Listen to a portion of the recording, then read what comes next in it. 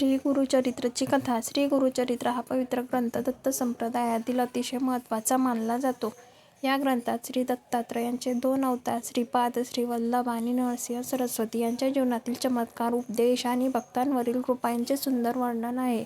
कथा थोडक्यात. एक भक्त नामधारक जीवनातील दुःखाने त्रस्त होतो. त्याला एक सिद्ध योगी भेटतो. तो योगी त्याला दत्तगुरूंच्या अवतारांची कथा सांगतो. हीच कथा म्हणजे गुरुचरित्र.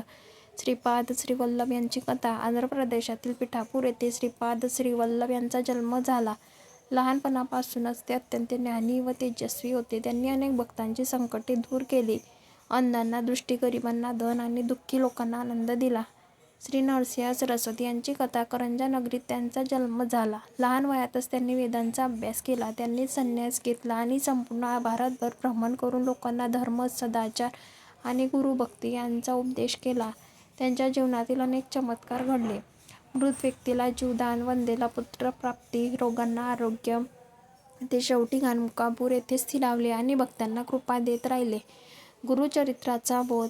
गुरु म्हणजे ईश्वराचे रूप. श्रद्धा आणि सबुरीने व्रत वाचन केल्यास संकटे दूर होतात. धर्म, सत्य आणि सदाचाराने जीवन